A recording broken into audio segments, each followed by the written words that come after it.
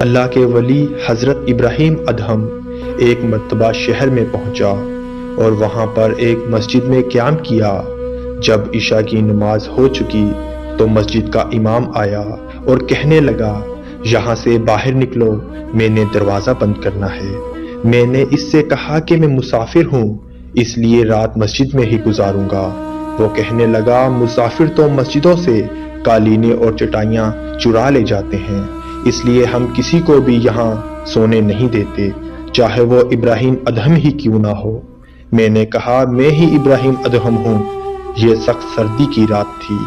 اس نے مجھ سے کہا، تمہاری شکل ہی سے معلوم ہوتا ہے تم جھوٹ بول رہے ہو۔ پھر وہ غصے میں آ گیا اور کہنے لگا، بس بکواس نہ کرو، اور سختی سے میری ٹانگ پکڑ کر کھینچی اور مجھے منہ کے بل گھسیٹا، حمام کے تنور کے دروازے تک لے گیا اور وہاں چھوڑ کر واپس چلا گیا۔ حضرت ابراہیم ادہم فرماتے ہیں کہ میں نے وہاں کھڑے ہو کر دیکھا تو ایک آگ جلانے والا حمام میں آگ جلا رہا تھا۔ میں نے اپنے دل میں کہا کہ اسی کے پاس جا کر رات گزارنی چاہیے۔ چنانچہ میں اس شخص کے پاس پہنچا تو دیکھا کہ وہ ایک موٹے کپڑے کا لباس پہنے ہوئے تھا۔ میں نے اسے سلام کیا لیکن اس نے جواب نہ دیا اور مجھے اشارے سے کہہ دیا کہ بیٹھ جاؤ۔ چنانچہ میں بیٹھ گیا۔ وہ شخص خوف زدہ حالت میں کبھی دائیں جانب اور کبھی بائیں جانب دیکھتا جاتا۔ مجھے اس سے خطرہ محسوس ہونے لگا۔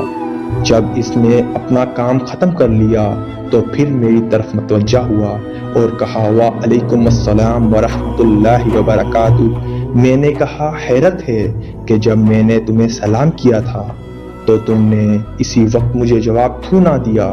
کہنے لگا کہ میں ایک قوم کا ملازم ہوں۔ میں اس بات سے ڈر گیا کہ اگر تیرے سلام کے جواب میں مشغول ہو گیا تو میں گنہگار ہو جاؤں گا۔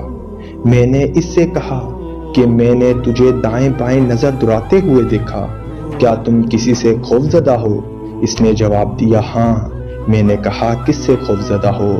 کہنے لگا، موت سے، نہ جانے دائیں جانب سے آئے یا بائیں سے۔ حضرت ابراہیم ادہم نے اس شخص سے پوچھا کہ تیری کوئی ایسی حاجت ہے جو تو نے اللہ سے مانگی ہو، جو اس نے قبول فرمائی ہو؟